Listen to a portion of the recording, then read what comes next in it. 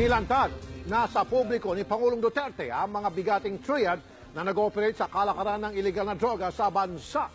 Bukod sa triad, nakatikim rin ng mura si Gabby Concepcion. Sino lahat? Kau, Gabby Concepcion, mukha kang pera. Totoo man. Hindi kaya na wow mali si Sir? May bagong style ang mga drug lord para makapag-supply ng iligal na droga sa iba't ibang lugar sa Metro Manila. Walang kamalay-malay kasi ang mga driver ng Grab at Uber na ginagamit na pala silang drug courier. Ihatid na sa kanyang huling hantungan ng hazing victim na si Horacio Castillo III o mas kilalang si Acho sa kanyang pamilya. Habang ang suspect naman na si John Paul Solano kumanta na at pinangalanan ang 6 na miyembro ng Aegis Juris Fraternity na sangkot sa hazing. Dahil dito, posible na nga ba siyang makalaya?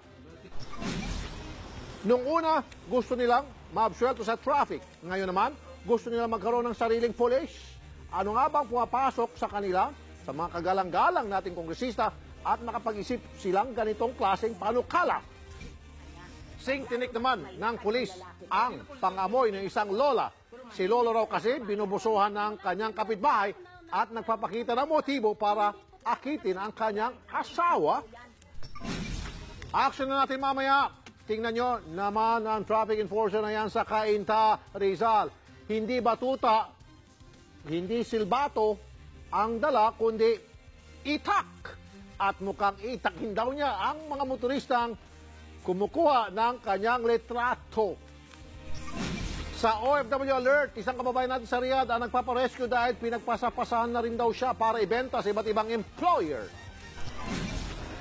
At sa Timbre, ang reklamo ng isang misis sa kanyang mister at pinagmamasturbate siya noon sa video chat dahil nasa barko at malungkot si mister. Ang sisti ngayon, ikinakalat ni mister ang videong ito sa social media. William Fernandez at Manilyn Layson, ang kakapal na mukha nyo Bakit nyo pinagkalat yung nude photo ko? Sa'yo lang nakasave yun, William. Tandaan mo yan. Ako ang legal na asawa mo. Kasal tayo for 18 years. Kasal tayo sa West, kasal tayo sa simbahan. Pero yan, kailan mo lang siya nakilala? Willing ka na itapon ng lahat? Ibalik mo sa akin yung sasakyan. Sa akin nakapangalan yan. Kami ang legal mong asawa, ibalik mo yung sasakyan.